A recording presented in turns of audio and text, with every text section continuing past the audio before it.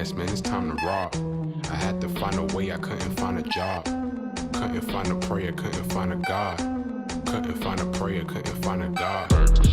Black mask, man, it's time to rob. I had to find a way, I couldn't find a job. Couldn't find a prayer, couldn't find a God. Couldn't find a prayer, couldn't find a God. I woke up, then I logged in to that Urban X where they be flexing with that blog in. Put it down, cause my little homie called in. Had to bail him out, he in trouble with the law again. Black skin can't win in the white world. Seen a brother kill his own kid for that white girl. We ain't wanna go to school, but we had to. Every February it was scary in them classrooms. Shimmy y'all, shimmy yay. Old dirty bastards can't own dirty slaves, so they own dirty masters. Black Dot found a pot as a youngin', broke it down for his son, and now he serve it to the masses.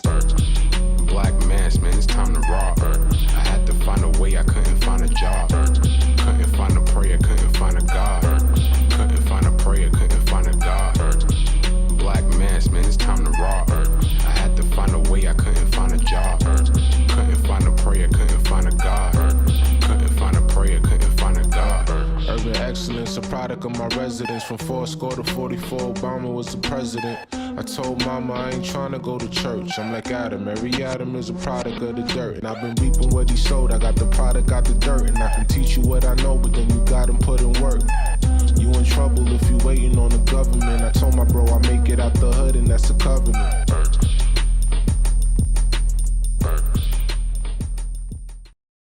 Peace. Welcome back to another episode of the Urban X podcast. Thank you guys for joining us. Sorry we're a day late, but we had stuff to do. You guys and know we still have stuff to do. We still have stuff to do, but thank you for joining us. We are here. I'm Malcolm. This is the Black Dot. I am the Black Dot in the building, in the flesh. Thank you guys for joining us. Thank you. Yeah, we're here. We're here. A lot of moving. Yeah. A lot of arguing. No, not that much. A lot of, I don't see you doing shit. Not that much. A lot of my back aching, 2 Tylenol. But we're here. Yeah. And pardon if you might get a little echo. We haven't finished. Yeah, we have to do some real sound. Yeah, put some pictures up.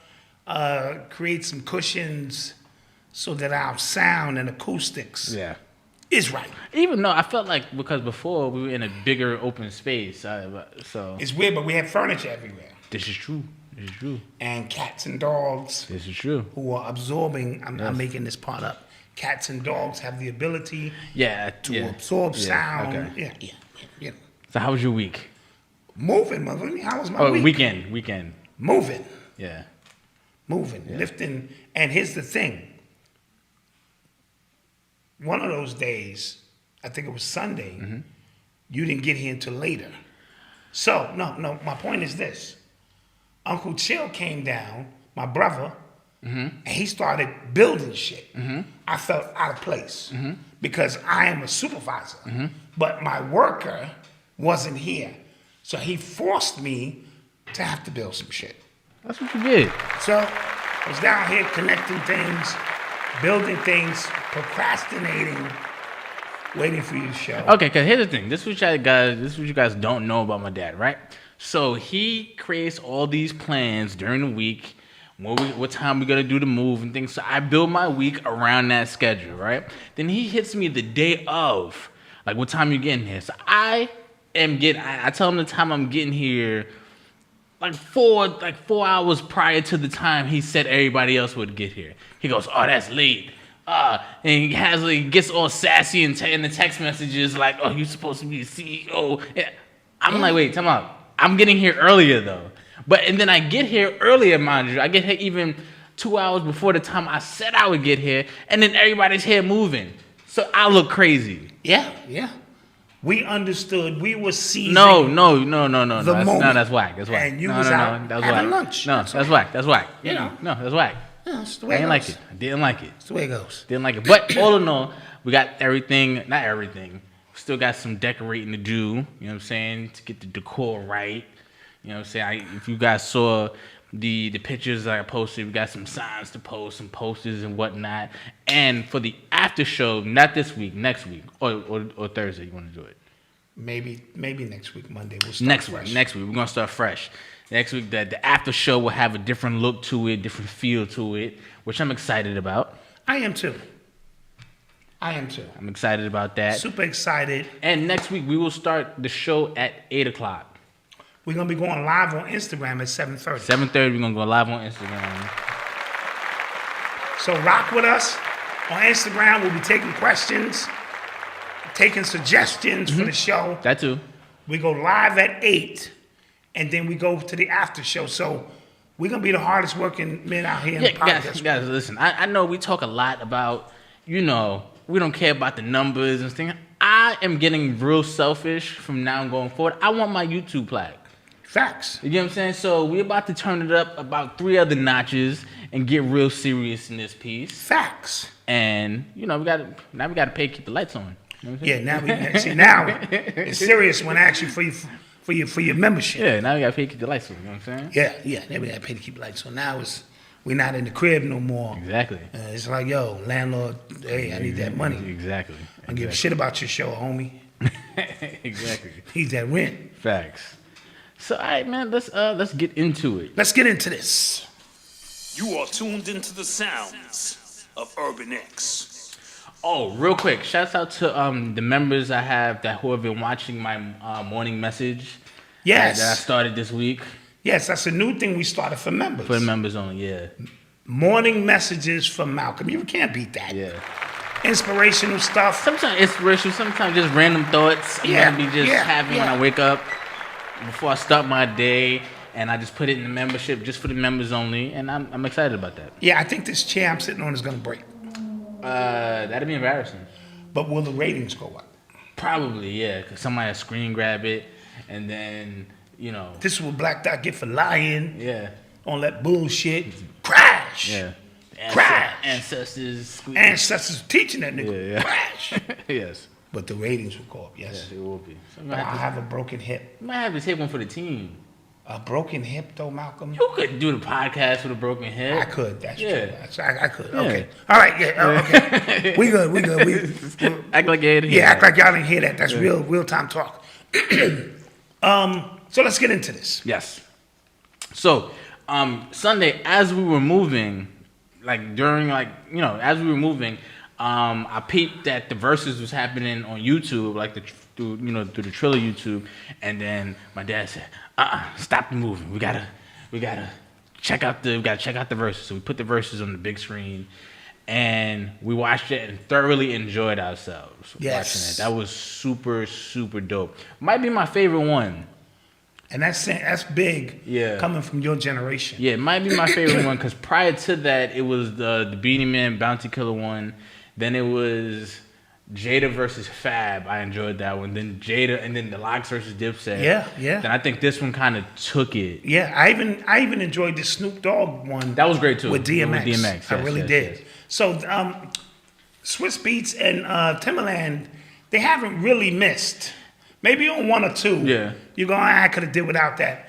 But they've been consistently bringing things I want to see. Yeah, and I think this one was dope because I feel like people had it already in their head what they were going to see, especially from KRS-One. Like they kind of had it in their head. But I think not that Big Daddy Kane needs any reassurance than who he is in hip hop, but I think a lot of people kind of were just like, nah, KRS. I mean, Kane he's really that dude. You know what I mean? Yeah. He is really that dude. So I was impressed. When we started watching, they had the B-boys out there. That's when the B-boys were, going at it. That was dope. But just the celebration, and it sounds like super, super corny, but say like hip hop won. I actually think hip hop won this one. You know what I'm saying? Yeah. They really, really celebrated the culture in a way I think that only those two can do it. And those two from that generation could do it. Mm-hmm. KRS-One, like I said, I know what to expect from the type of music he has. It's kind of made for a versus arena, so I expected that. But Kane, I think he came in with a great game plan, knowing that KRS-One had that in the tuck. So he came in, but he was freestyling. he was going up the head. He was really just mixing it up to where you couldn't really get a beat on what he was doing.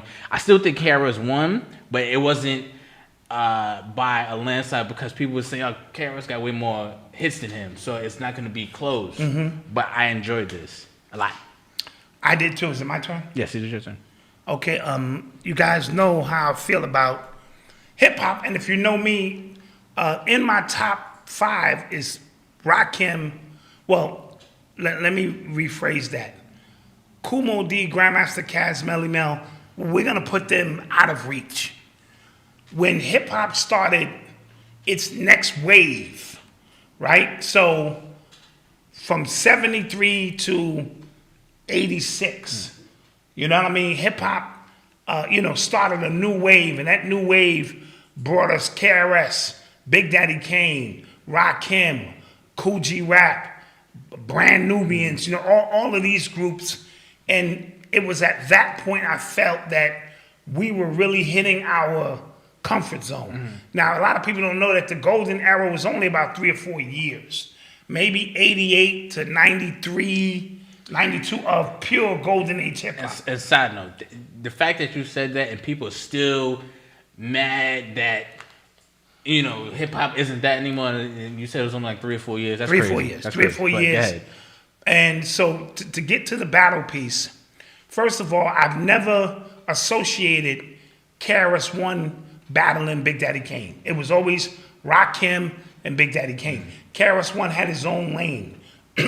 Even though he came out with Criminal Minded and the first dudes to have Uzis on an album cover, that album shook up the world because, remember, his anthem songs are riot songs. The South Bronx, we needed that. Let me tell you, we needed that more than you could possibly imagine at that time because what we began to see was Queens with Russell Simmons putting all of his boys on. We saw, the Juice Crew making their move. Brooklyn started doing their thing. And the mega, the place where it all started, the epicenter, was seeming to fall behind. I thought it was calculated. I thought Russell could have came to the Bronx, but why would he do that? Even though he hung out in the Bronx and he watched all the legends and he knew all the legends, and his first artist, to his credit, was Tila Rock. It's Yours, him and Rick Rubin out of their dorm room, and then from there they migrated to their own people. So I thought the Bronx was losing traction, even though the culture was embodied from the BX. And then KRS-One came with the South Bronx. And it changed everything. When I say everything, everything. And then he followed it up with The Bridge Is Over. 2 iconic songs. So when Kane came about through Bismarck and all of that, he had the voice, good-looking black man, no homo, pause. Okay, gotta say that. Chocolate, ladies loved him. He was clean, he was sharp, he was intelligent, and he knew how to MC. So, and then emerging aside him, Rakim. So we immediately, because of the wordplay and the metaphors that they were using, connected them to. I understand why the verses wouldn't have really worked that way because Rakim is not going to perform the way KRS-One is. Well, remember when the verses, when they were first happening, they were in like small rooms. That would have been fine. Right. Where I could talk, I could just ride, what I'm saying? I could just do it. But once it hit the Barclay, where now this is a performance, and now what this does is this moves the verses from, like you said, just sitting there, I like when you played that song, I'm gonna play this, to I gotta get out here because there are people here. Right. So Big Daddy Kane would have looked like KRS-One to Rakim. Right. And Big Daddy Kane don't do a lot of dancing. Him and Scoob, they get out there and rock a little bit. But Kane is the smooth operator. He's going to lay in the cut. His wordplay, his breath control, he's about 53. And not to put his age out there, because he's my age. For him to have that, you can tell that he's still on the road. He's still exercising a sword that is extremely sharp. That triple wordplay, when he started rhyming fast, for him to still be able to do that, I was highly impressed. Yeah, he threw on the beat from the new Meek Mill joint, and then he started rhyming. I was like, oh. Yes. Oh. Yes. So he was showing you the beat don't matter to a master. Yeah. I can get this. KRS-One, on the other hand, and I got to make this point clear because the sound optics was throwing people off. If you was in the arena, every time KRS-One stopped rhyming, you were singing along. People in the arena knew every single word to every KRS-One song. So what appeared to be that he didn't know his songs or he was out of breath was him allowing the crowd participation to fill those voids. It's called call and response. Right. However, on TV, you couldn't hear it. I don't see how people could watch that and not understand what was People happening. did not understand that. Yeah. So, and because KRS-One finished all of his lyrics, it appeared that he was more refined as an MC, and that wasn't necessarily the case. I've been to dozens of KRS-One shows. He never have to finish nothing. Everybody's is quoting every single lyric. And I even heard Blue Pill, shout out to Blue Pill and Red, say that the only other quotable MC of that magnitude would be Rakim. You know what I'm saying? When Rakim lyrics come on, he really don't, he could just say, I came in the door. And the crowd said it. The whole crowd is going to participate. So the call and response essence, the stage presence, the confidence, KRS-One exuded wholehandedly. Right. The mic control, breath control, debonair of Big Daddy Kane was also present. So we were seeing two dynamic MCs in their rawest form give you what they do best. I didn't hear a lot of killing. I didn't hear a lot of disrespecting. These guys are going through their whole catalog. They're not killing nobody. They're not really disrespecting, the females. They're not talking a lot of toxic stuff. So this became an epic battle of MCs from an era where we didn't have to do all of that. You had your own style. You didn't sound like nobody else. You didn't attempt to sound like anybody else. DJ Scratch got beside himself. Yeah. He got a little bit beside himself, and he didn't need to. But listening to Kane today on Fat Joe's show, him and KRS-One had a semi-agreement that they would illustrate the culture. Right. So the B-boys would come out. Right. The DJs would have a moment, and then they would get into a freestyle back and forth. Right. It appeared Kane wanted that, but KRS-One chose to go back to his hits. Why? Because for KRS-One to get in a freestyle battle with Kane would have been detrimental. Not that Chris ain't got bars. He dropped the best acapella of the night. You know what I'm saying? He went ape shit on his acapella, and he was throwing little shots at Kane to let him know. And I already know how KRS-One think. KRS-One probably had 6 or 7 joints ready, and I'm pretty sure Kane had 6 or 7 joints ready. But the advantage is KRS-One because he had a goddamn catalog. His catalog is mine. He's got 25 albums. Right. And while Kane has 7 albums, really only 3 were iconic albums. So KRS-One was going to outlast him. KRS-One's, all of his songs were call and response. Most of his biggest hits were riveting. Kane's was most about the bars, that Brooklyn swag, and he demonstrated it to a level of pure excellence. Kane is Virgo. So Kane was stepping back, analyzing how this thing was gonna go, and came out, and Virgos have this thing, we wanna be perfect. So that's why his lyrics were perfect. He was sharp. He was very sharp.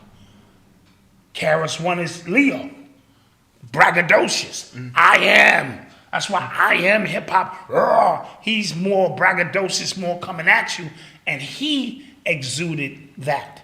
Scratch got out of pocket. I didn't mind the I'ma play Jason. That was fire, yeah. That was fire because it was in sync with Big Daddy Kane and this and that. Yeah. The minute he continued to try to entice Kid Capri into around Kid Capri, that's not Kid Capri's thing. Yeah. Kid Capri ain't never been a showmanship. He's been the best DJ you can ever get to rock a party. So if you came to a party and Kid Capri was rocking 5, 6, 7 hours, you left out drenching. He knew how to play records. And even before all of this Serato stuff, I would see him go to a crate, find the crate, locate the record, locate the break, put it on in the dark, and it would be flawless. Scratch is a showmanship. So everything behind the back, this, that. So it would have been a disadvantage for Kid Capri to do that. Yeah, I mean, so understanding the chess match that was taking place all night. I think there was a moment where it would have been cool for the DJs to kind of, okay, you go. But I think Scratch was just trying to like he kept trying to make it a moment. And I was I thought he was stealing some of Kane's. And if Kane needed it, Kane didn't need no help. Yeah, and then once, because KRS kind of put him in this place, and then once Kane, I was like, you should kind of just... Right. Let it go. Chill the hell out. And, if it's just, okay, you play for 5 minutes. Yeah, that's what I wanted that for a minute. I'm like, oh, snap, like, we got to answer. And then it was just kind of... Right, and then... It got kind of redundant. The B-boys, I'm giving it to Kane, he brought out Crazy Legs. And that dude in the burgundy or the red sweatsuit was wilding. Yeah. And KRS-One brought out some 55-year-old dudes who looked like they should have gave that up a long time ago. just saying.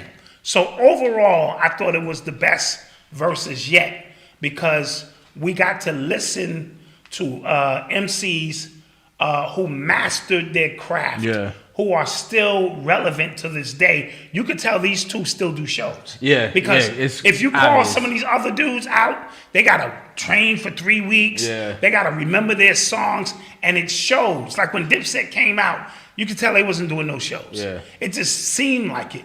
So you could tell the ones who were still doing shows. So I thought it was a masterful piece of demonstrating of the art of MCing, not rap, MCing. You know what I'm saying? With Big Daddy Kane, nothing but super superior bars. KRS-One, nothing but the energy, provocative lyrics, the big stage presence. So that's what I got from it. Like I said, I'm not even sure they cursed, but once or twice. Yeah. I didn't hear no hoes, bitches.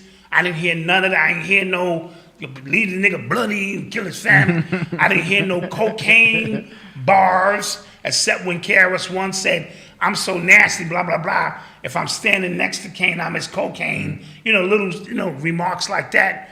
Other than that, masterful battle. Yeah, it was great. And I truly do believe, in as corny as it sounds, that hip-hop won. Yeah. So if you tell me Kane won because he had the cleaner lyrics, but if you go to the crowd, the people might tell you KRS-One had, because every joint he threw on, it had us jumping and this and that. So it truly was monumental in that sense. And you know me, I was going crazy. Yeah. That was wow. That was losing it. I was like, okay. True story. Yeah, and I wound up even staying longer than we were done just to watch it. Yes, it was really entertaining. Yes, it really, really was. I wonder how they're gonna top that. Nas and Jay-Z. That'll never happen. Nas and Jay-Z. That'll never happen. They can shut it down. You are tuned into the sounds of Urban X. So, early this week, it was announced that Cam Newton got the thing. All right, he won his job. Yeah. All right, all that revolutionary shit. Time to go to work. Yeah. You know. He wound up getting the candy, and I'm not gonna lie, I'm not surprised because he was one of the people that was really trying to take the stand early, and he kind of lost his job because the Patriots low-key did not want him anymore. They wanted Mac Jones to start anyway. They wanted him to come in and just kind of take the reins so they can kind of move on with their lives. So it was easy to kind of like get rid of him. But remember, even before Kyrie, it was Cam Newton that was the one who was kind of being the selfish player. He was the one that the media was going after. So the fact that he got it, again, I can't judge. I can't judge. Again, because show him where the money line is, boss. Yeah. Right? Yeah. And some dudes will walk right up to the money line with you and go, as far as I can go. Yeah. Here's some sandwiches, some sodas, and a flashlight. Yeah. Go and get. Yeah. Go on. Yeah. Black Dot. Power to the people. Yeah, and I think a lot Leave you on your own? I think a lot of these athletes people who just have the money to kind of make that stand on their own, I think they don't realize how kind of tall that mountain is to climb against a system of white supremacy who literally can own you. Yes. You know what I'm saying? Especially if you're in the NFL. Like, come on. Or you're in the NBA. These are super conglomerates. Yeah. And when you're fighting them by yourself, it's so on us at home looking at it on paper, that's great. When you out there fighting these super conglomerates that are multi-billion-dollar companies that don't play fair. Right. And that's the thing too. And that's the thing too. Don't think these are honorable. These people don't play fair. Yeah. They investigate you, they watch you, they spy on you, they do whatever they have to do because that's what happened to your boy from Texas. Deshaun Watson, yes. Deshaun Watson. Yes. They knew everything he was doing while he was doing it. But as long as he shut up and dribbled, in the sense, he was fine. And this is Texas. The Texas. Negro gonna come up against us in Texas. But then they just started unleashing what they know, and now he's in a quagmire. And now they can't stop it. You know what I'm saying? No. They can't stop it, but they're gonna hope your attention span, you forget about it by next year or two. Or the 20 women who have come forward, his lawyers might be able to dismiss 6 or 7, and then they pay the rest of them off. And so be it. That's the way this game works. This is a money game. Yeah, because even with the Texan thing, I thought like they did that to show like, yo, come on. But as a result of the climate we're in when it comes to Me Too and things like that, I don't think they realized like we can't make this go because they tried to make it go away. Yeah, absolutely. After it came out, they tried to go, all right, But too much got out of the bag already. Exactly. You know what I mean? So when Kyrie and these players. Kyrie already done made $200 million. So, here's the thing, and the wild thing about the NBA, and again, I did not realize this when we were first talking. It took somebody to call in on the after show. It was like, yo, the NBA, they don't have a mandate. Right. I had forgot all about that. This is a New York thing. Right. So, LA thing. They're in Milwaukee right now playing. Brooklyn. He would be playing. Absolutely. You get what I'm saying? Yeah. He'd be playing, unjabbed and everything. He'd be playing. Yeah. So the fact that it's here, it becomes so weird, especially when people spend hours arguing about it online. Then you realize like it's only a New York City thing. If the Nets were still in Jersey, Golden State, and now LA, those are the 3 cities. Everywhere else, stupid. You could be unvaccinated, playing for the Milwaukee Bucks, and come to Brooklyn and play. So it's really weird. So you're calling me selfish. You're calling me all these things. You're suspending me off the team. All of these things, and you're not telling me that's agenda. That's not agenda. It's not New York City trying to start something, and then LA trying to do it next, and then all these major cities trying to do it. Absolutely, come on, bro. Absolutely. So that's what we're dealing with. New York City is tripping. Yes. So Cam Newton has made his decision. And again. He talked to his family. He probably don't have that much money put away. He probably still loves the game of football and made a decision for him and his family. So we're not going to get out here and kill him for a decision that has nothing to do with you. What he eats not going to make you shit. So while we are paying attention in the grand scheme of things of where this is going, each individual has to make their decision for them and their family. And I just want to, because somebody commented on our last show when I said Kyrie doesn't do anything for my life, right? And he got so offended by that. But this is an example. If you stuck all your belief in Cam when he was making his stance, and then now he took it, does that do you now lose? What? Do you lose the will to fight your own battle? Right. I hope not. I truly hope not. Because that's what I try to explain to people.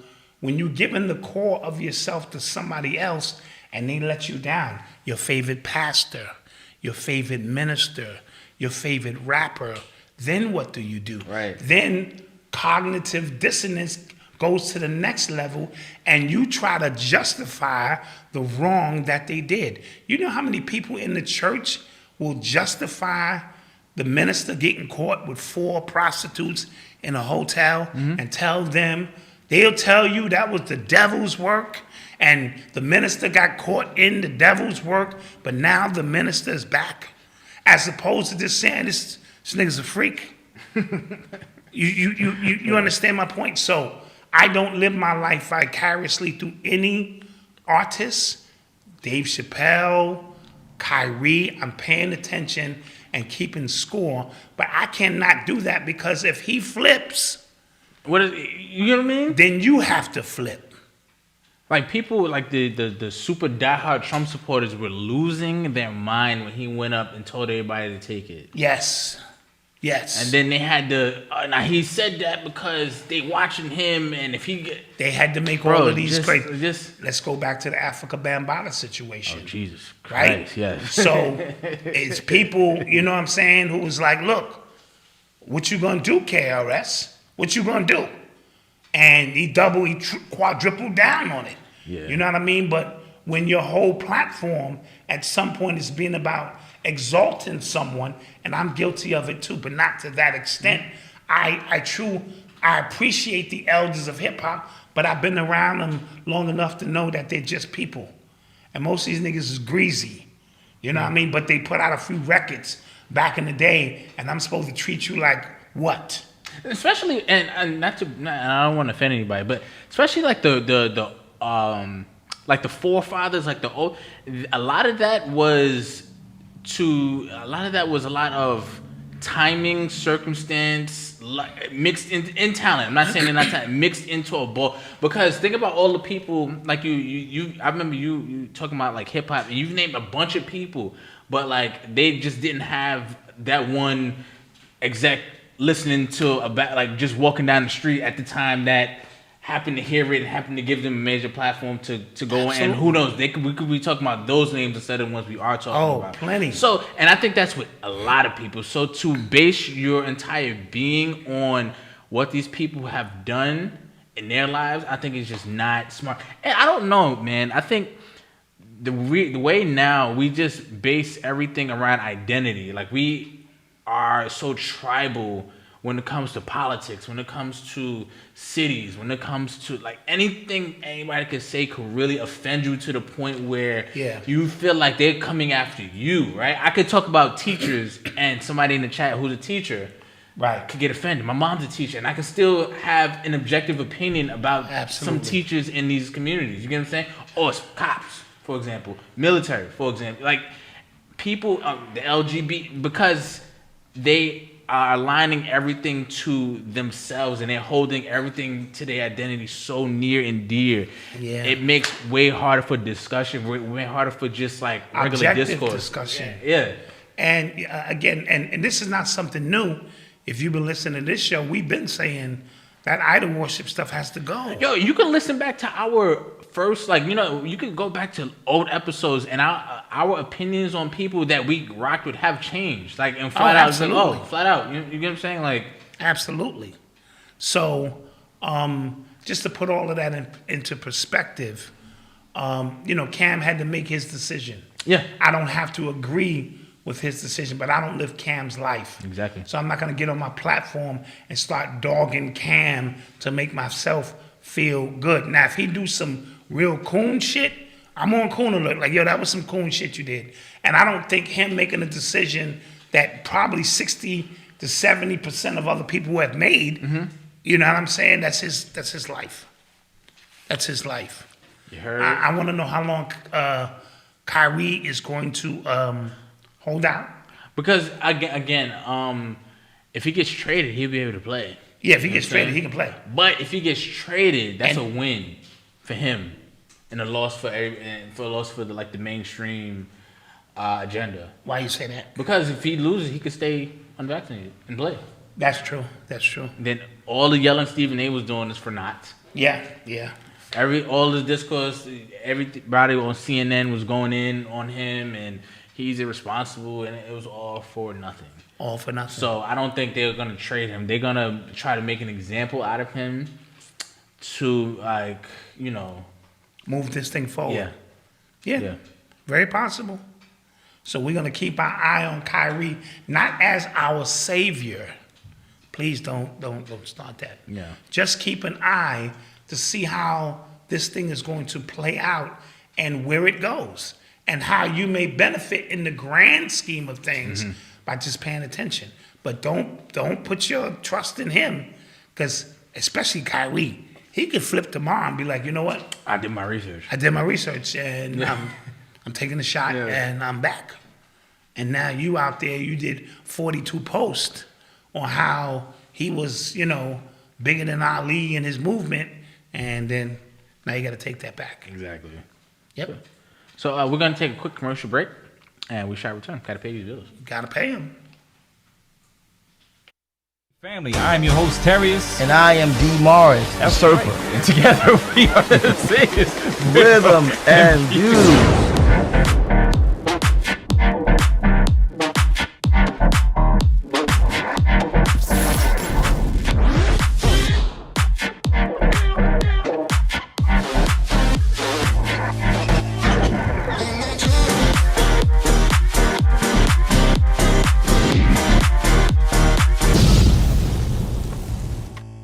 Together we form like Voltron.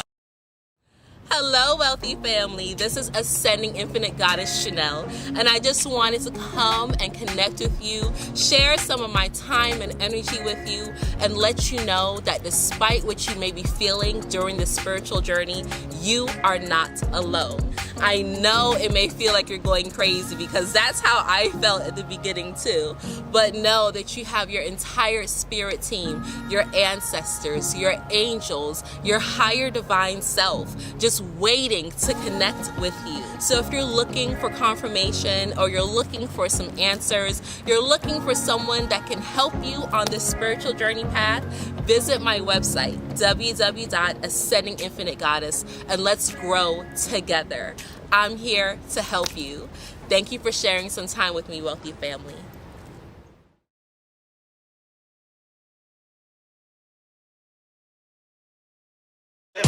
I done got sober since it sound right.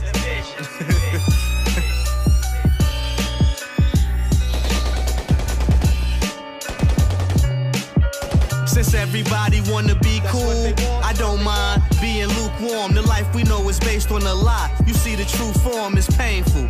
Find an angle or find an angel. The way you see me light up the sky, it star spangled. If it don't change, you see it as a small setback.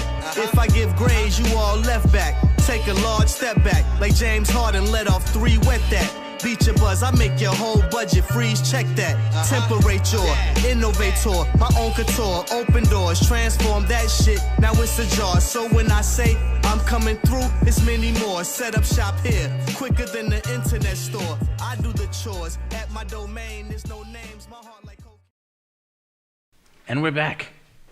In the flesh. Thank you guys for hanging in there with us, guys. In the flesh. Thank you guys for supporting those black businesses. You know what I'm saying? Supporting us. Supporting us by supporting them. You know what I'm saying? Yes. That too. So, real quick. You're listening to the sounds of Urban X. Now that's Leslie. Yes. That's Leslie. And apparently, we were just notified that she is nominated for an award for Outstanding Radio Promo, Best Voiceover. Clap that up. Clap that up.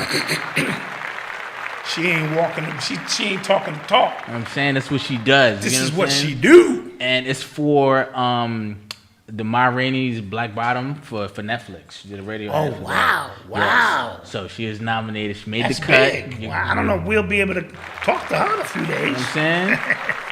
Shout out, Leslie. Feel me? So we got the voice drop early. You know what I mean? Facts, we got the discount. You know what I'm saying? Today's price is not tomorrow's price, as Fat Joe would say. Yeah, that's fact. Word. Oh Today's my God. price. Yeah.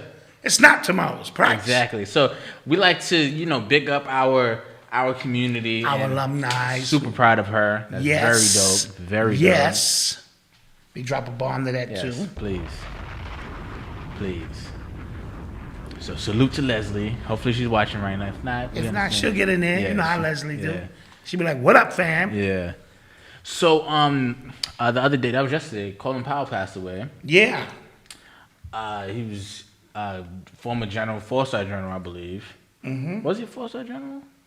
That might be kind of high. But he was general. He was what was his official position? I think Secretary of State. of Defense, I believe. Yeah, Secretary of Defense. Yes, Secretary of Defense. He passed away due to.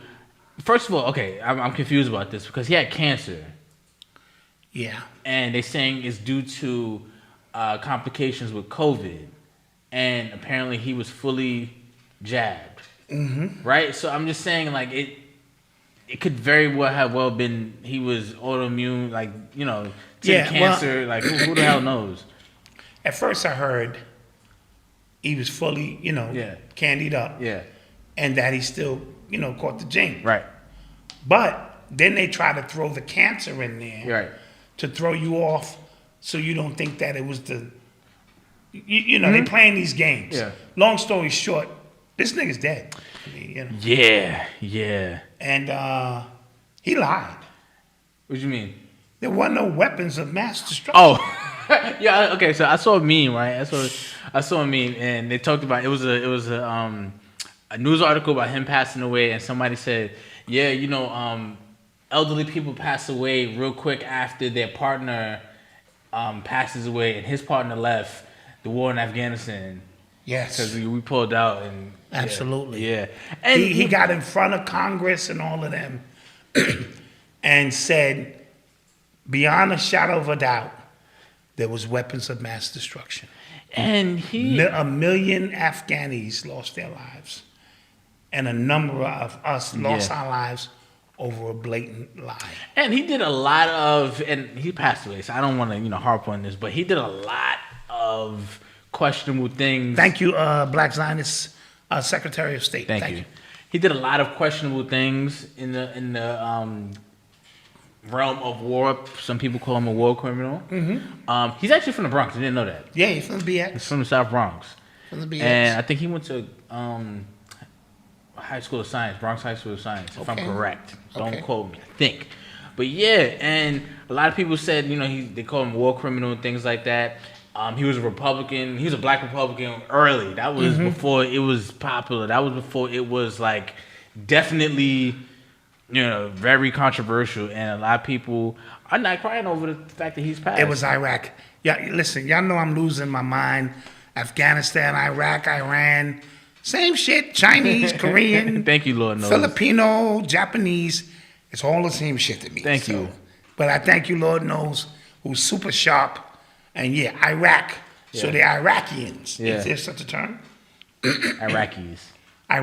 Yes. Okay, a lot of them lost their lives over these lies. A lot of our young people went to war over there, lost their lives, and it all started here. I saw a report of him burning villages down. Him like actually being a part of burning villages down and things like that. War's a dirty thing. Facts, man. Yeah.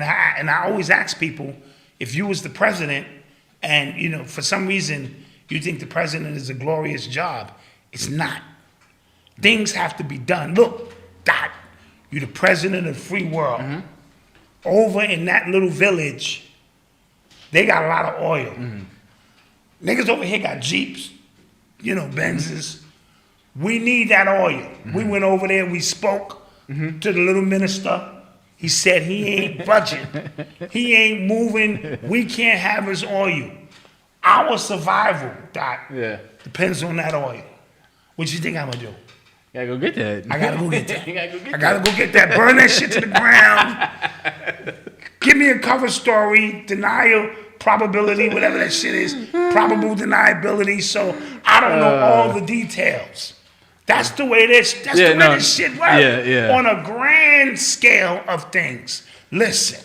Yeah, he was.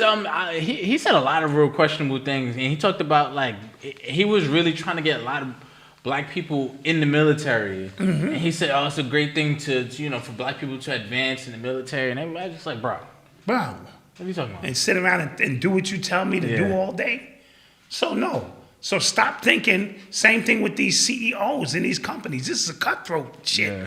You looking at all the glorious after effects. You get some money. You know what you got to do for that bread? Somebody said he been passed away. Now I don't know if this is Mandela effect because I felt like I saw him that he passed away a while ago. I could be bugging though. No, hey, we're in a simulation. Yeah, fact. Sometimes that shit overlap. Yeah, it could have. You be like, damn, motherfucker's still alive. Somebody said, who's worse, him and Obama? Definitely Obama. Definitely Obama. Definitely, that nigga gonna die. He was bumming. What's his name? Every day for like 8 years. Baghdad, right? No, it was I know it. Bangyani. No, damn it. Somebody in the chat get it to me. He was bombing him. For like every day. Yeah. Like every day. But Malcolm, this is dirty business. Yeah. You don't have those responsibilities. Yeah. When the very first show here, taking it back on this little nigga. Guys, it was Syria. He was on Syria every day. Now, the very first show we did here, Malcolm. Yeah. I asked you, could you fire Alejandro? Right. I gave you a scenario. He's been with us 35 years. We know his whole family. Yeah. But things is getting hard. I need you to go in there and fire Alejandro. And you said you couldn't do it. You said you love him. You saw his kids. You saw pictures of his kids. And you couldn't do it. So imagine you got the whole world. Mm-hmm. Tough. Yeah. Side note. So people are still talking about this the Dave Chappelle special, the closer, right? And the Netflix CEO, the co-CEO, kind of doubled down on his support for Dave Chappelle, right? Okay. So and apparently there was supposed to be a walkout that was going to be staged this week, 1,000 employees, and they wound up firing the employee who was trying to orchestrate it. It was a black woman, a black pregnant woman. She actually wound up losing her job over it. I thought that was a clear sign of when black people stick their nose into business that's not theirs, and you're the one that affected. So there's trans people who probably was super upset at that special at Netflix. They have their job, and sister, you do not. You do not. You tried to shoulder something that go wasn't extra, yours. And put out financial records. Yeah. You know what I'm saying? Like you was bugging out.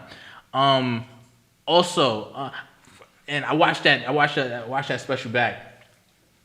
Which one? The closer. I think that the fact that people are still harping on the trans jokes is kind of weak. The fact that not weak, but it's kind of like odd. The fact that the space shoes joke I think was worse. Yeah, but that kind of went under the radar. Yeah, but he repeated it twice. He did. He put it out there twice. I think that was probably like the best jokes that he had, like the space shoes. I was like, wow, that he really went for that. And in the special, he said it's gonna get worse, and he did it again. Actually, kind of fascinated. And my friend said that he thinks that Jewish people take jokes better than the LBG community because they run the world, which is probably true. Yeah. You're listening to the sounds of Urban X. So this story kind of disturbed me, and it's an article. I want to read it to you guys. So Kobe Bryant's widow, Venessa Bryant, she is suing LA County for the release of the crash site pictures. As a result of the helicopter crash that killed Kobe Bryant.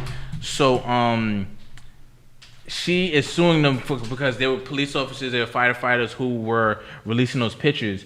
So, the LA County right now, they are making Venessa Bryant take a psychiatric test to prove that it was the pictures that caused her to have mental and emotional distress and not the actual event of him crashing by itself. So I'm going to read an article. This is by USA Today.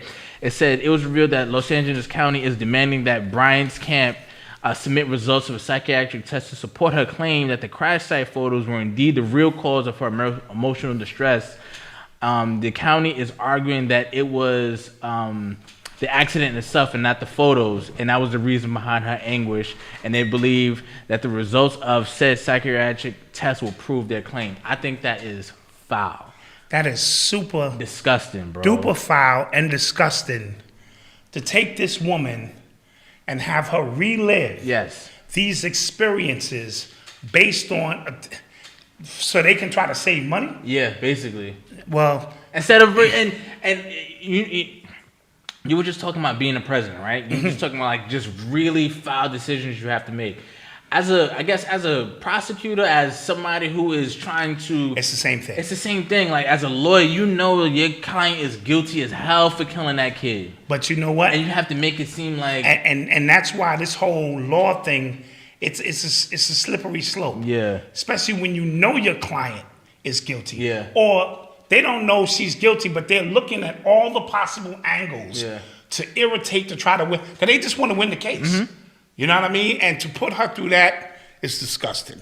yeah. So she kind of has to like relive that, and like I shouldn't have to prove that anything caused me emotional distress when I'm talking about when that death. Mind you, that death was probably one of the most traumatizing things. Like that made the entire country sad, the world sad. I was boohooing like a baby. You know what I'm saying? You know what I mean? And Mainly then to find out yep. it was firefighters showing pictures like just to pick up girls, like It's you know what I'm saying, at the ridiculous. bar, like yo, look what I got. That's ridiculous. That's Kobe. You know what I'm saying? That's really ridiculous. So keep an eye out. Oh, she requesting big bread. I'm sure. Yeah, she should. As she should. As she should. And if she's got any kind of fight in her like the Black Mamba, she gonna win. Because she ain't gonna stop fighting. Tell you that now. You are tuned into the sounds of Urban X. Speaking of transgender jokes, no, we're not gonna joke about this. But Rachel Levine, who is the openly transgendered health person right now, she was actually sworn in as the first openly transgendered 4-star admiral in the U.S. Department of Health and Human Services. Mm-hmm. Yeah. Oh, this person. Yeah. Yeah. That's the mental health person. Mental, yes. Yeah. It says, I'm going to read part from the article. Admiral Levine will lead 6,000 public health service officers who are dedicated to serving our nation's most underserved and vulnerable populations. Now, the jokes write themselves. You know what I'm saying? They do. Like, come on. They I don't do. gotta say it. What they supposed to say? You know? Like, I mean, you know? come on. Yeah. That's crazy. So, as you know, the U.S. they keep doing these, trying to have these first, especially when it comes to the transgender community, as a way to virtue signal. But I feel like we are looking weaker and weaker to opposing countries. Absolutely. Who want to take our lunch money. Facts. China said, no more sissies. Yeah. We don't even want to show them on TV. Yeah, get rid of the sissies. Yeah. I think those were the exact words. No, girly men, something like that. Something it was like girly men, it was like lady men, or something sissies. like that. Yeah. Yep. And somebody said, Black Zionist said she ruined Donald Trump in Pennsylvania during the election. I wouldn't be surprised. Yeah. I wouldn't be surprised. So I'm hearing your man Winslow. Oh, Eddie Winslow. I forget his name. But now he's saying it ain't true. Yeah, he took pictures with known like celebrity transgender Sydney Starr, I believe. Her name Sydney is. Starr is very well known amongst all of the celebrity athletes Apparently, and rappers, and she's sworn to secrecy. He So he took some pictures with her, and then she said that they were in a relationship since like February. He said it's not true, that they're just friends, and then he kind of flipped it on people who were getting at them, you know, for getting at him for even being friends with her and stuff like that. Listen, I'm gonna be honest. I said that was brave. Like this nigga's brave. Listen, why? Listen, here's the thing, and this is what we're gonna have to understand. Why continue to hide?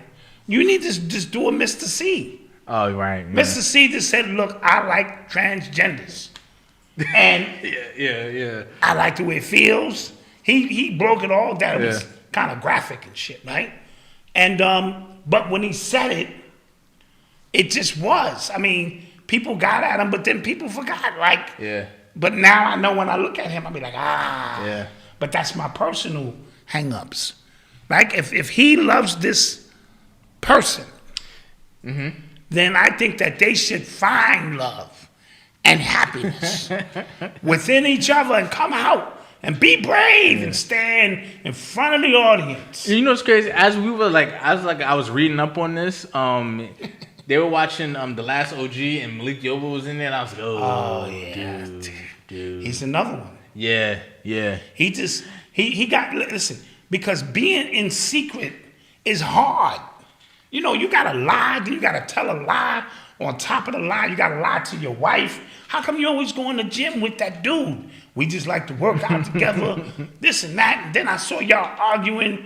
What was that about? It looked emotional. Now it was just about the game. Then why is he calling at 2 a.m?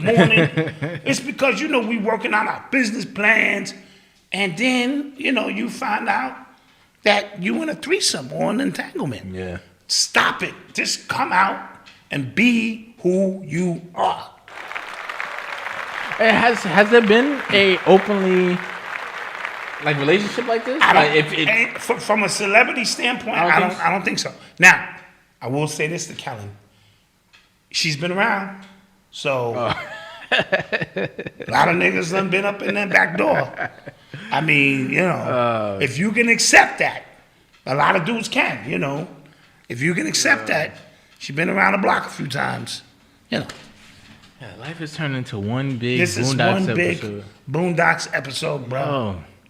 This is crazy. I remember watching that Boondocks episode with the Gangsta-licious, and if you remember the episode, like it was like two gay rappers at the beginning, at the end, talking about like, you know, we were the first, and it was like, yeah, that's gonna be the next step for openly gay rapping. I just could not see it. I was like, and that was like 2006. Yeah, I just couldn't see it for the life of me. I was like, no way. But now, who knows? Yeah, a few rappers hit, a few ballers hit. You know, they into that. Yeah. And let me tell you, see, it's y'all looking at this thing twisted. Can I share something with y'all? Oh, please. Privilege is, okay, listen, doing the regular thing, everybody can do that. Okay. I feel privileged being able to go, not me, up in another man's butt. I mean, that's just how. What? Let me explain. Oh, no. Let me explain. When you do the regular thing so much, and the poor man can do the same thing you do, but you rich and you privileged, you gotta take this to another level. He's not that rich. Not him, but he grew up around richness. Okay. So after I do 5 girls at a time, 6 girls at a time, it's boring. So my man get me high on some shit that I ain't never got high on, and we go into another room, and that room is the upper room. Nah. And in the upper room, everything goes in them upper rooms. And them dudes feel privileged to have Sydney come through and do what she do to them. Nasty. Explain it to me. What else could it be? I'm not talking about the low-level dudes in prison and all that kind of shit. I'm saying the rich. I mean, the rich operate on a different frequency. There does have to be something to that, because like anytime we hear about like just these weird parties and stuff, like, wait, are y'all gay? Like, I don't understand how y'all all, like, the numbers don't make sense. Like, y'all just want to be so out of the box with these weird ass parties. Yeah, the math never made sense. Because remember, there's a party within the party. Yeah. Within the party. Yeah. And based on what level you at, determines what rooms you get to go into. But it's not like it's some exotic hoes in this room. Oh, these bitches is bad. Here. You know, oh my nigga, these bitches up here in the upper room. No, it gets weirder. Yeah. It's dudes in there, it's drag queens, it's all kind of weird. These dudes sit around and pump each other. That's a ritual. They all sit in a circle, all the fellas. I didn't know that. I don't want to hear it. Yeah, they pump each other. I don't want to hear it. That's a part of the bonding ritual, though, in that Masonic shit. So we all share the same secrets. So the money, the power, it all stays here with us. You know what I mean? I'm holding you, he holding me. I don't need the imagery, G. Damn. I'm sorry. Jesus. Yeah, I'm sorry. But my point is, that's what they do in these inner upper circles. No, well, if you watch Squid Games, right? At the end, it was revealed that the guy who set up the whole thing set it up because he was bored. So I can understand, like, yeah. Right? So These are just some things to think about. Some of it is a part of the initiation because we need to separate you from your boy. Your boy might be going to the parties with you, and now we gotta, because he's not in this party here. And then when you get in that party, you find out all these quasi-homosexual dudes are rocking with each other, and they bring a couple of drags in, and that's how they get down. You know what I mean? And a lot of them industry dudes, they kept putting a camera on a few of them during the verses. Oh wait, tell me, did I give away the show? I'm sorry. My bad. I mean, it's been out for like a month. I thought everybody would watch it by now. My fault. And I didn't give it totally away, but it had a lot of, symbolic stuff in that show. You got to watch it. Yeah. So, yeah. That's what I said. Somebody said you did it on purpose. No, I really did. I thought you saw it. My fault. No, you can still watch the show. My fault. You can still watch it. We're going to take a quick commercial break. I need you to say pause a couple times. Pause, Yeah. pause. Yeah, I was uncomfortable. Pause.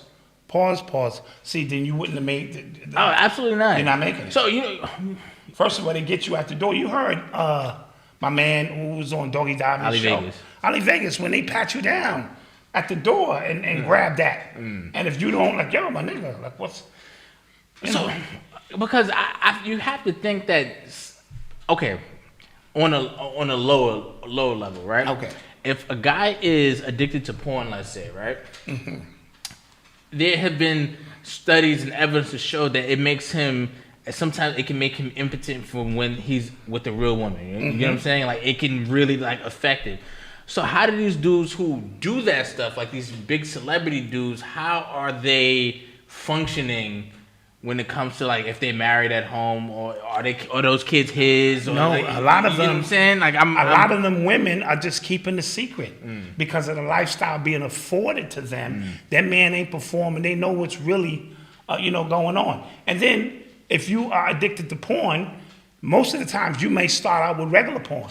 Right. That's another thing as well. Then that shit That's move. another thing as well. That is your another imagination move. Yeah, because to more crazier shit. Yeah, that happens as well. So imagine in real life where you have access to all the women you want and you get bored with it. I'm bored with that. You know what I mean? I want just to say I did that, and then you find you be in a group of powerful people, and you realize this is how y'all keep all the money and all the power till you got to yourselves. Because if it was a free grab, everybody would get it. Hollywood is not it's open to, listen, the way the pyramid is shaped, and I told y'all this, it's designed like this. The top of the pyramid is detached from the rest of it. Those are the only ones getting all the money. Everybody else is trying to get there. So the bottom of the pyramid fuels the top of the pyramid with its energy. It's sort of like basketball. Yeah.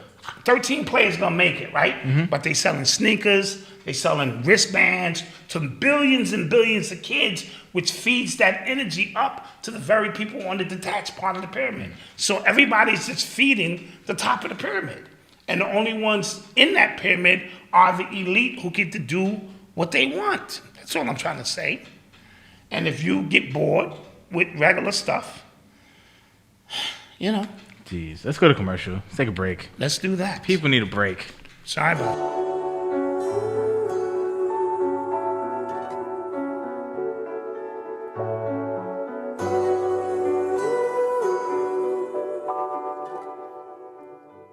Yeah, fuck the shit, flip the script and get it right. Rewrite history, so this time we may get it right. Take the jewels from our elders, rock them and wear them tight. Apply it to your life, and so you're not blinded of your sight. It's taken by the white man, cause it's blacks we fight. And we taught that we angry and mad just out of spite. But we too grumpy black men, tired of the lies given to the kid in their lifetime. Real eyes, realize, never fly by me, by we the people, how are we? If we treat it like the dirt beneath our feet, why we trees waiting to grow up, real with knowledge, but whoever show us, the names is Bobby Meeting on the seat.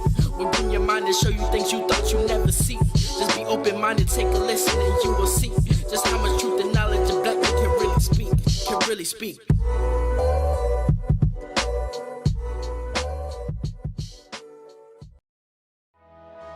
Growth in One are all natural hair, face, and body products designed to grow, rejuvenate, and sustain one's natural beauty. Made from the finest non-toxic ingredients, Growth in One's original formula promises to prevent hair loss, maintain healthy growth, and preserve the overall texture and essence of natural hair. Each one of our products is made from organic essential oils, minerals, vitamins, and proteins to ensure the highest quality of results in every bottle. Whether it's hair growth or skincare, when it comes to quality, reliability, and service, you can be assured Growth in One is committed to the highest standard of excellence. We are constantly growing our product line. Please check out our latest addition, our Amber Aroma Scented Candle. It's hand poured with love. Please visit our website at growthin1.com. Our products are designed to reveal the best version of yourself while including clean ingredients.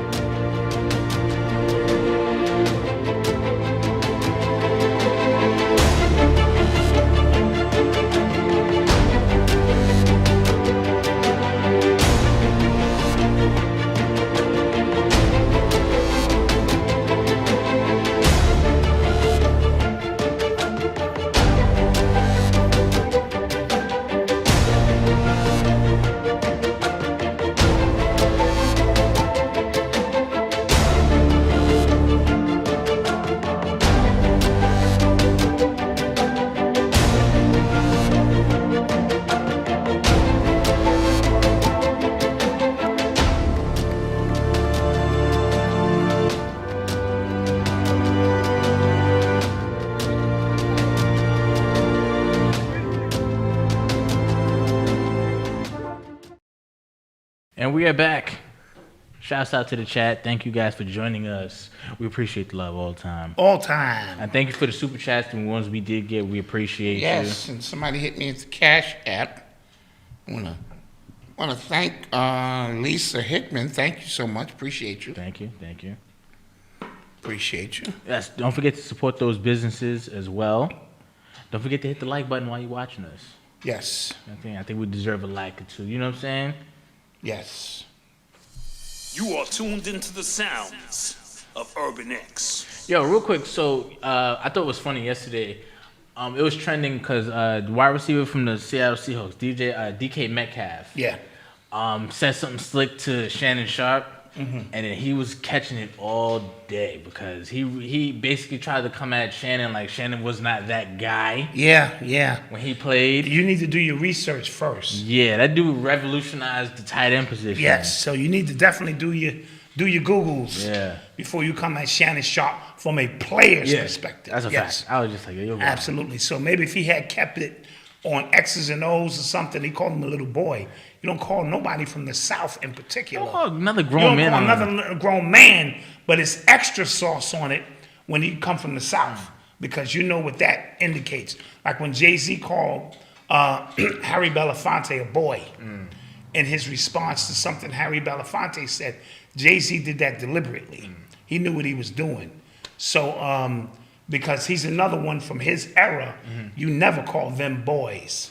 And I'm pretty sure they have resolved their issues by now. I think he apologized. Yeah, it just was bad. It was bad. But I had something else to say as well. It'll come back to. Oh, somebody early in the chat, right? They were talking about we were talking about Kyrie Irving, and if you go to different states and things like that, he'll be fine. I went to brunch in White Plains Sunday. I went to White Plains on Sunday. When you should have been here working, yeah. Oh, no. It was early during the day. Yeah. Early during the day. He's been telling on himself. Yeah, no. It was early during the day. And it looked like Florida. Meaning nobody was out there with a mask. Every restaurant was chilling. And it's just like the fact that they've tried to keep this craziness contained to these 5 boroughs is really sad. It's really sad, and it's a psyop. And we're falling for it. And yes, I do carry my mask in my pocket because certain places you just don't want to deal with the smoke. I don't have to prove, people arguing people down. I don't want to go through all of that. I'm just moving stealthily through this matrix as I need to. So I put it on when I have to go into your establishment to purchase something and come out, and I keep it moving. But it's the gig is up. Yeah. If you don't think the gig is up, then you're not paying attention. The gig is up. Texas rates is going down.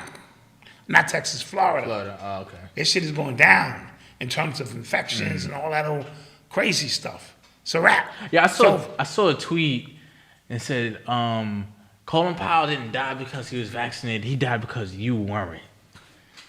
I was like, wow. The delusion.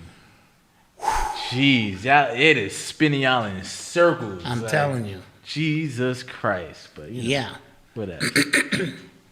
Somebody said, I'm in AZ. Wait. I'm in AZ.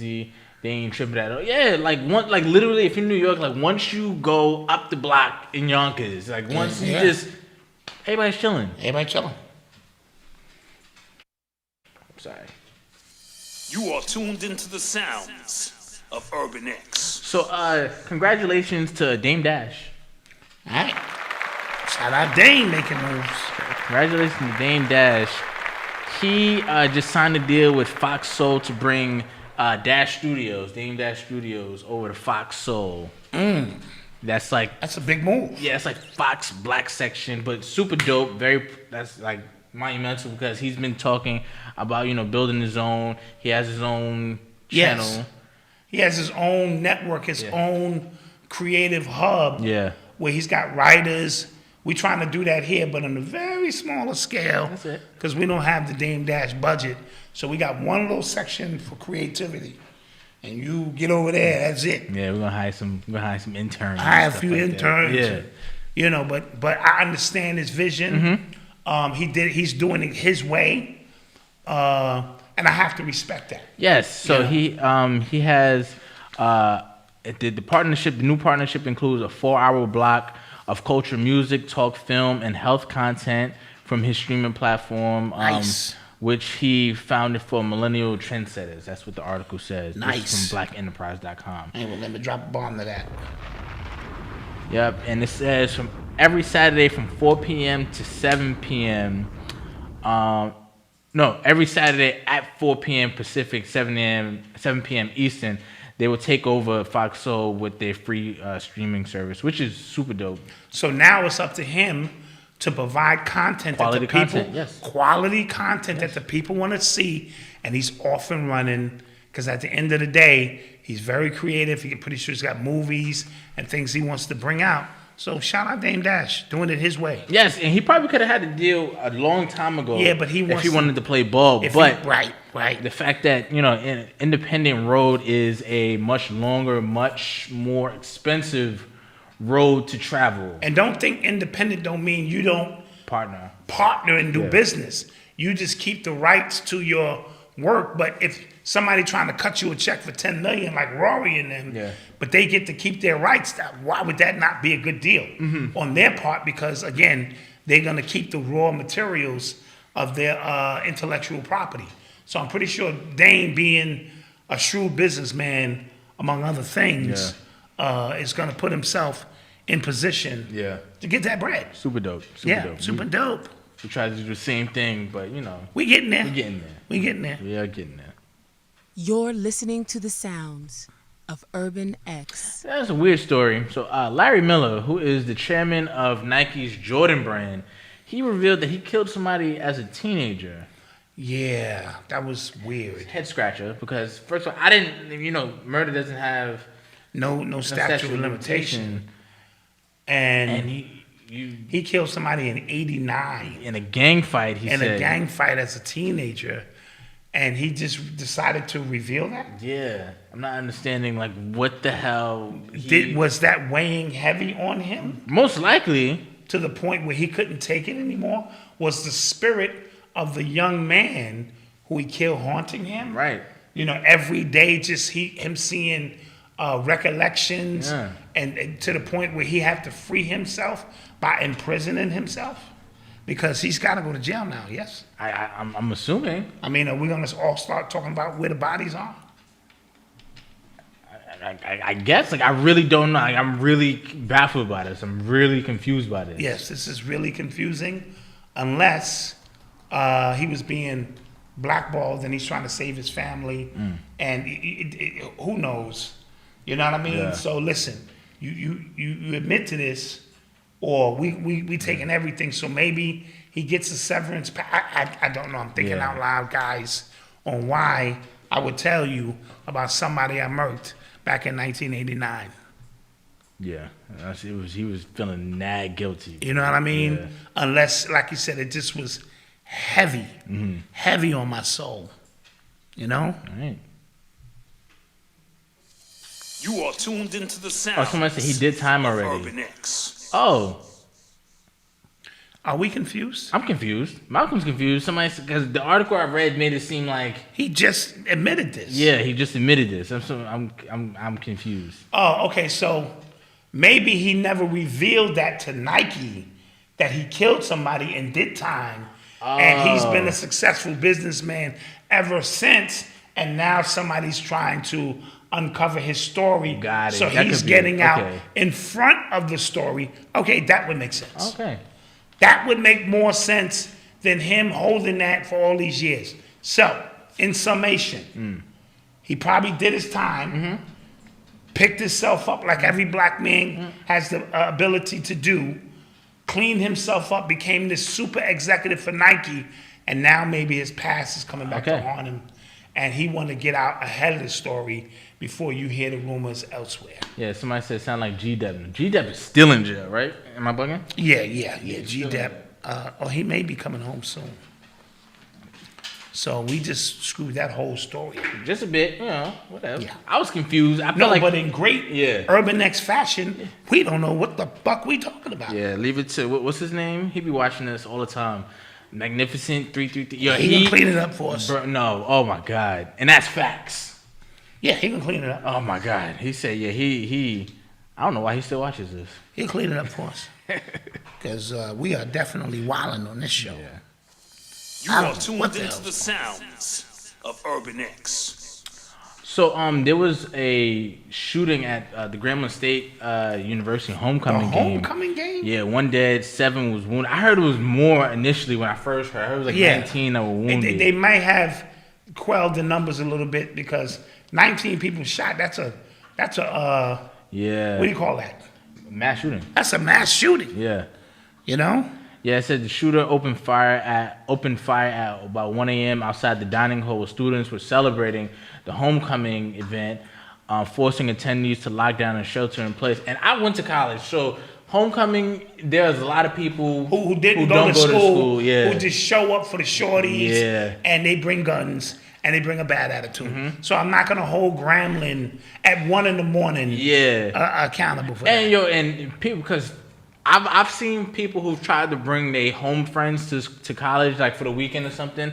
They don't understand the college vernacular. They don't get it, and they just stuck in block mode. And when they see a Kappa throw up the Kappa sign, which looks like a blood sign, and they wearing red, like, oh, fam, what the hell? Like, they're confused. They don't know when you're in the party and they strolling to get out the way because they'll probably try to jump you if you break the line. It's yeah.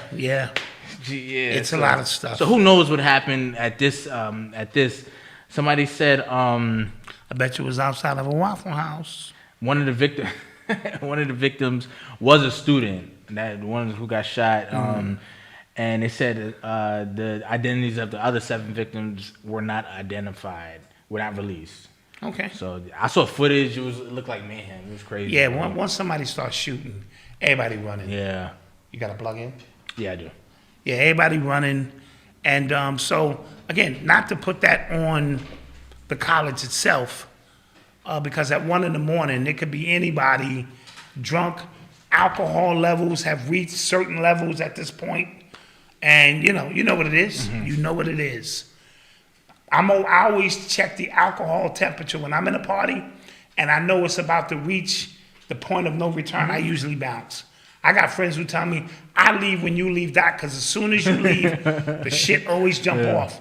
You know, because I just got a feeling for that kind of stuff. Yeah. I know, when so-and-so's had too many drinks. Now, don't get me wrong. I've had to fight knowing my man is wrong. Oh, yeah, you got to do. But you got I've had to thump knowing he's wrong. Yeah. I'm watching him at the bar, and he's egging this dude on. And I know I'm talking to Shorty. Yeah. Give me a minute. I got to go over here and knock this nigga out. Yeah. And then I got to be mad at my man later. Like, that was your fault. Because you was dead ass wrong. Yeah, that was your fault. Yeah. I'm not even going to say the person's name. Whenever we hang with this man, he going to fight somebody. So just be prepared when he show up. Not so much now. We're a little older.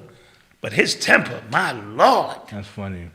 Yeah, so. Speaking of college campuses, we didn't report on this last week, but there was like big protests happening at Howard University about the conditions. About the conditions of their dorm rooms. I've seen mold. It looked old as hell. Imagine Howard has some really, really famous alumni. Yeah. Who should be able to just donate some money. Yeah. The vice president, she went there. Yeah. Like why can't you make sure like your alumni, your school is right? You know what I'm saying? And don't get me wrong, I've dropped a bunch of my kids off to college, and as a freshman, sometime you don't get no AC in your room. Oh, that's a fact. Yeah. And I chalk it up to you a freshman. Yeah, my freshman dorm was rough. And then Odyssey, she was complaining. She had no AC. I'm like, listen, that's how the freshmen get down. You got to earn your way. And then now she's living plush. A little room to come out into another room. They got a hamster that they take care of. They're not even supposed to have that. Yeah, they got all kind of, shit going on. Yeah. Snacks and shit. And so, but to have your dorm collectively be in a situation where it's got mold and you're not taking care of the building is a reflection on how you feel about students. Yes. You are tuned into the sounds of Urban X. What's up with these people in Haiti getting kidnapped? The missionaries. Yeah. Yeah, that's clap that up. Clap that up. If you know, you know. Clap that up. Damn well they ain't there saving kids with the word of Jesus. Yeah. All that old shit. I mean, I'm not gonna lie. They trying to scoop them kids out of there. I'm not gonna lie. I did think it was weird when they used the term missionaries. If they should have said, "Yo, it's American citizens getting kidnapped," it'd have been easier to go, "Oh." They all come under the guise of that missionary. You want to travel all the way across country. You have a beautiful white lily life here. In 2021. Into the bush. Yeah. To preach the word of Jesus. Yeah. Are you crazy? Yeah. Nah, y'all in the bush doing the boom boom. And trying to scoop these damn kids up. Yeah, they said that apparently it's like $1 million ransom for each of them. You damn right. That's tough. Damn right. Talking about we're taking these 37 boys to America to show them a better life. The boys is like, look. Yeah. Is he blinking? He blinked twice? Yeah. Shit. And clap that up again. He said, you know. You know. Shit. Yeah. Because I was seeing that story. I was like, what the hell? Also, in Britain, they were doing a lot of protests, and it was trending because they were chanting arrest Bill Clinton. Arrest Bill Gates. And they were stopping cars and all that. So because he had a speech at the UK for some like health thing, and people were just like, yo, what is this unelected, no degree having, unqualified dude coming here to speak to us about anything? You get what I mean? Yeah. People are starting to wise up. Like, yo, show me your credentials. You're not even qualified to talk to me about any of that. So arrest him. Yeah. So continuing on this, Rand Paul got at Fauci again because some more files came out that he was indeed his organization was indeed funding gain of function research. War criminals be. Yes, that's not war crime. That's crimes against humanity type. Side note, that shirt is so dope. Yeah, because it's got the red, black, and green. Yeah, it's one of the first creations. One of the first sparkles in it. Yeah. And what we had to do to make that shirt. It was like 5 different parts. Yeah, it was crazy. Yeah. It's crazy. Yeah, it was crazy. Facts. This one of the early. You can't even get this anymore. We don't even make Nah, it. I can't. You are tuned into the sounds of Urban X. So the CEO of Square, who was also the CEO of Twitter, Jack Dorsey, he tweeted something. He said that Square might start mining Bitcoin, and that sent the Bitcoin prices up. But a lot of people, a lot of like real, seasoned crypto investors, they foresee a crash coming soon because I think Bitcoin is at 64,000, and people they some of the crypto. Say that to me again. Say what to you? What is it at? 64,000. Oh. I have to act like I know what the fuck you're talking about. I don't. Yeah. So people, a lot of the big crypto mania people, they think Bitcoin will hit 100,000 by the end of the year. I don't know. Now here's the part of the Bitcoin thing me and wifey was discussing. They're actually mining, like they got machines mining, and they could run out of mines or something. No, so there's only okay. Or is it a bunch of computers? It's computers just yes. cracking codes. Yes. So why are they saying that this is messing up the environment? I don't understand. Because it takes a lot of computers to do that. Oh. So they're saying like the energy it takes, but we spoke about this. I think it takes the same amount of energy to power this building. Or something. You get what I'm saying? Because I was in class with Crypto Bully. Yeah. And I wasn't paying attention. I sat way in the back in a Zoom. This is a Zoom. They said, "Why Black Dot? Why?" Hey, I'm so used to sitting in the back of the class. If I don't know the subject, yeah, it's the energy. Yeah, I don't know the subject. All I know is my Ethereum is up. That's all I know, and I feel good about my Ethereum being up. That's all I know. That's as far as I'm gonna go. Keeping my money in a sock under the mattress, waiting for the day and shit pop off. That's all I can do. I'm old school. I keep trying to learn the new money system. Yeah. I got the Cash App, and because that's directly into my account. Yo, all that other shit. Side note, this has nothing to do with crypto, but side note, in Moscow, Russia, it was announced that people 60 and over who don't have the candy have to stay in their homes for 4 months. Straight. I think straight, yeah. Whew. And what are they supposed to do in that 4 months? But go crazy. Yeah, and then without human interaction. Then they're gonna come out and be zombies. Listen, if I got 4 months watching you outside play shuffleboard and all that shit, and I'm in the window. Yeah. I can't come out. When I come outside, I'm gonna kill you, nigga. Yeah. Who the hell you think you are? Playing shit, having fun. Having fun. Breathing air. I'm throw rocks at your ass, nigga. Yeah. Shit. So I don't know what they expect to get from that. And I'm pretty sure. And who knows? I'm not from Russia, so who knows what kind of laws they have to really enforce that? Oh yeah. Putin don't be playing. Yeah. Putin don't play. You got to be lucky you live here in America. It's sad and it's crazy enough. Yeah. God bless America. Yeah. Crazy enough. You niggas can go wherever you want, talk all that black power shit. Crazy enough. And all that shit you want. God bless America. They said like there's like 10% of, and these are just stories that I've been seeing, like 10% of the world's wealthiest people own like 90% of the world's stocks. Yes. Something stupid like that. So like 10% of the world's wealthiest people are more wealthy than the entire middle class of this country combined. Yes. Yeah. Yeah. That's how you collapse. And the 5th biggest stock in Congress right now in Washington is Pfizer. That's the 5th biggest stock. So who you think, the congressmen who you think should be fighting for you and your rights, they putting their money on Pfizer. Mm-hmm. You know? Elon Musk is worth now $200 billion. So he overpassed Jeff Bezos. They're going back and forth? Yeah, they're going back and forth. But the way Tesla, because a lot of his money is tied up in Tesla, and the way they were very volatile. Like, that drops like crazy sometimes. So, who knows? Like, next week, Bezos is probably be up. But Bezos sells, like, physical product with Amazon and stuff like that. Yeah. And Tesla, I think it's just speculation on how it goes up and down. So, again, I don't be knowing this stuff. I'm just reporting it. I see it. I read about it. I report. I find it interesting. I find it interesting. I go, Wonder if the people will be interested in that. You sent me a picture yesterday of 4 dudes, and they've either formerly worked for Pfizer and now worked for the FDA, or worked for the FDA and now worked for Pfizer, or Moderna, vice versa. Yeah. And I had to look it up to just confirm it, and that is true. Yeah. Those dudes. So this is one big game being played Robin at your expense. Yeah.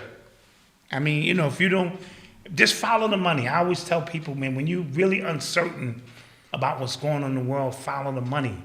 How did Cheney get the account, the Halliburton account? So they knocked down Iraq. He gets the contract to build it back up. Boing. Yeah. Dude, how? Who? So you know what's crazy? So because it be stuff like that when you hear about like how rigged the system is, right? And then on a very, very lower level, right? Dwayne Wade's son got signed to the G League team he got signed to a G League team, right? I don't think he's that good. But if your last name and your father's clout will continue y'all legacy, y'all family, y'all last name into going to where y'all don't need to work anymore, I can't be mad at that. You know what I'm saying? I mean, it has its... I'm trying to run the score up for my line. Privilege has its, Yeah. Or whatever has its privilege. You can't say privilege anymore. This show, you can't say the word privilege because my mind goes somewhere else. Gotcha. You got to say something else. Okay, well, to be fortunate, yes, to have a family name, but it's the G League, so I think I think he's gonna get signed to an NBA team, but it would have been obviously blatant, because he sucks. To just put him on an NBA team, that's favoritism. But if he's in the G League for a year or two, and they pumping up his numbers, and then he gets the call, it looks more authentic. How about that? Looks more authentic. Yes. Questions? Fortunate. Yeah. Let's take some questions, guys. You're listening to the sounds of Urban X. This is our inaugural show in our new space. Yes. Which I'm hype about. You know what I'm saying? True story. So now when we do interviews with people, it don't have to be Zoom. If you're in New York area, you could come. Yeah. You can do this face to face like we used to do when we first started the channel. Facts. You know what I mean? Very excited about that. Yeah. Somebody said even Jordan's couldn't get his sons in the league. They were garbage, though. Yeah, they were garbage. Yeah. He tried. The privilege gene listen, and again, when we talk about like nepotism and stuff like that, it only is frowned upon when black people do it. Malcolm, do you think there are more straight men than gay and down low men? Yeah, no. I listen. I like to live optimistically. And I do too. I'm hoping. I'm hoping. Like what the hell? Like, why wouldn't that be a thing? Yeah, but it's a lot going on, bro. It's a lot going on in this world, and that's something more for the after show. Okay. Cool. We'll talk about it in the after show. And Lost Knowledge, we just answered your question. Not this after show. We're not doing the after show. No, we're not doing that. Oh. Dude, we owed them from yesterday. But we need to do construction. We got work to do. We do. Dude, I gotta paint that wall over there. I gotta act like I'm doing some shit, No after show. Thursday for sure. Thursday, okay, fine. Yeah. Fine. Because I want to do the new set. Okay. Maybe. Okay. Maybe. Boo. Boo. I tried for y'all guys. I got outvoted. Mom and dad was over there going facts. We're not doing this tonight. What's gonna happen to Steve Bannon? I think they definitely voted to hold him in contempt. Who? Steve Bannon. He used to work for Breitbart. Yes. He was owner of Breitbart. He was working with Trump. Yes. And they blaming him for the January 6th stuff. So they voted to hold him. Yeah, they voted to hold him in contempt for that. Somebody said cancel that. Yeah, man. Somebody said, can you tell me what the red flag is all about? That was a thing on Twitter when they would say something. you know, that is a red flag in relationship or dating. And right, like, then it spiraled out of control. Yeah, people just kept going on. If a man come to your house and he got on red sneakers and tube socks, red flag. Yeah, red flag. If she said she went to sleep at 7 o'clock, that's a red flag. That's a you know red what I'm saying? flag. Like, it just spiraled out of control. Some of it was funny, and then it just got old, like really fast. Really fast. What else we got, guys?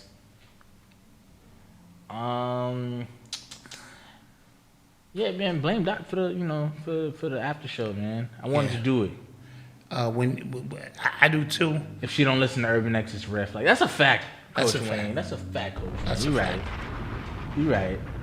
Definitely a red flag. You don't listen to Urban X. Malcolm, what was the best video game you've ever played? I think Call of Duty Modern Warfare 2. Yes, that was the best game I've ever played. And then modern times, I would say Grand Theft Auto 5, but then they're not doing too much with that. No after show tonight, red flag. Yeah, facts. Yeah, red flag. We're mad at you, Dad. It happens. We're mad at you. It happens. Malcolm trying to dodge baby. He sleep. He sleeps, you know. Yeah, Malcolm is definitely trying to dodge. I had to put him Let's in. stay here all night. Let's pull it all night. Yeah, I had to put him in timeout today. It was not really timeout, baby timeout. I had him in the crib. But the crib has like the bedroll on it so he doesn't fall out because we turned it into a toddler bed. But he can get off the regular bed by himself. Like he knows how to just get up. He hasn't figured that out. Or he figured it out today. But like anytime he was just getting on nerves, we just put him there. And he really just go crazy because he don't know what to do. And he be cursing you out. He baby figured it talk. out today. Oh, he figured it out? Oh, I didn't tell y'all. So Saturday we were out. And he figured out the word no. Really? And I said, oh, shit. Oh, that's it. He said, like, he did that. Like, I tried to give him some food, and he figured it out. Figured out no. And he knew what he was talking about. And I said, here it starts. This is the real battle. Yeah. Terrible twos and no. Yeah, this is the no, battle. No. Yeah. I was talking to Rich from Black Magic 363. And he said, man, his son Sirius kicked his butt, bro, in terrible twos. He said now he's coming out of it. But they coined that phrase for a reason. He said he was kicking in his mother and me, just being defiant. And, he worked it out. Damn. Dad, how do you get porn on Twitter? I don't know. Are you trying to get porn on Twitter? Just go to a porn site. You can get porn all day. Mortal Kombat, I think 9. When they rebooted it, that was probably one of the better ones. I heard about that was one of my favorite ones, actually. Biden secretly flying underage immigrants into New York overnight. Into Westchester, yep. Ooh, see? Yep. See? Yep. That happened. Privilege. Somebody said Terrible Twos can last for 3 years. Yeah, I'd have to beat him. I'm sorry. Oh, no, I'd have to. I'd have to. Somebody's getting the spanking. Yeah, I'm somebody sorry. getting pow. Yeah, somebody's getting pow. Yo, I mean, Odyssey, you can hold her hand and smack your own hand, and she will start crying because she was just. Yes, I did it all the time. I grab her hand, smack my hand, and she'd be like, "Hey, am I supposed to?" And she was still crying. I'm like, look at this crazy. Funny story. I ran into Odyssey on the road on the highway this weekend. I was going somewhere and she was going to Six Flags, and I had to cut around her, but she came out. I was like, yo, go ahead. And then it was like, I look like your sister. I was like, that's not. It was Odyssey. And I called her. And what the fuck was Odyssey doing where she was? She was going to Six Flags with her friends, man. That way? I guess she came from picking up one of her friends that way. Yeah. Yeah, okay. Thought you heard about the hotel protest about trafficking. No, I did not. Hit me with some more details. Dr. Belt works every time, yes. Dr. Belt, that's right. Dad, how about a rapper-producer versus... It started with producers. Yeah. Swiss Beats and Timberland. So, it started with producers, and it has now evolved into, other situations. Yeah. Y'all hear about FEMA taking the place of nurses in Australia? I wouldn't be surprised. Australia's going crazy. Bro. Or at least that's what we're hearing. Yeah. Aren't we past beatings? No. It should be a short period of time, if you don't, you know. No, I didn't dry snitch. We spoke about it. Don't Yeah, worry. yeah, and no, he ain't dry snitch. In a certain period of time, listen, a little pow, I'm old school. I ain't trying to beat the kid up, but little pow, you got to understand these things. I mean, I hope it does have to get to that, but you know. Oh, it's gonna get to that. Nova is a very determined kid. I'm noticing that very early. So right now he's trying to work on steps, right? Walking up steps by himself without like holding on. So he's trying to walk up, and it'll take long. So I'll help him. He'll walk back down to do it by himself. Mm-hmm. And he's really like if he wants to do something and I help him, he'll stop and do it all over again so he can do it by himself. Very determined kid. Yeah, very determined. Yeah. In terms of somebody asked me my favorite New York anthem. It doesn't have to have New York in the title, because I used to like Hip Hop Array by Naughty by Nature. That was one of them jams that just rocked out. When I hear Jay-Z's New York with Alicia Keys, it hits hard, bro. It hits hard. It personifies New York in a way that it should be done. Oh, Southwest Airlines, they were going to... they were trying to mandate their employees, the unvaccinated ones. They were going to do something with them, and now they're not. They dropped it. Delta Airlines as well is not doing that as well. Power to the people. They're not doing the mandate as well. Power to the people. And y'all need to pay attention to these little small victories, because they are popping up all over the place. Yeah. Of people who are going, you know what, we just not going for it. 50% of Chicago police aren't. Yeah, probably more. Yeah, it's probably more than that. Probably more. Yeah. Yeah, De La Soul with the Buddy. Yeah, the Native Tongues, that whole crew, that Buddy song was crazy. I mean. What do you think about the protesting? Yeah, they were protesting in front of New York Times the other day regarding the mandates, and you know it's happening more than you yes, than you realize. I appreciate the AZ album; it was dope. Mm-hmm. I haven't been listening to I haven't been really listening to hip hop a lot lately, because I'm just trying to have a clear mind, you know what I'm saying? So I listen to audiobooks or classical music to you know, get my mind right. In the mornings, as Jay Nightmare mentioned, the morning messages I do for our members. Absolutely. Let's try to stick to that Monday through Friday. And I need the members to hold me accountable to that as well. Yeah. Because it's easy. And I was talking about it today. It's easy to let a day go by. Let yourself slide, you know what I'm saying? Remember the quote I said the other day, be tolerant with others and strict with yourself, you know what I'm saying? So I'm trying to really be strict with myself and hold myself to many of these goals. Yeah. Very, you know, excited. And with that being said, guys, this was our Tuesday makeup show, kind of like, you know. Yeah, I haven't watched any of Hassan Campbell's videos. So he's talking about, he said something about FBG Duck's mom. I think he called her an itch, and no. And Splash Spotlight. I be talking on Twitter. He said I be politicking with you. What's your Twitter name? I be responding to people on Twitter. You know what I mean?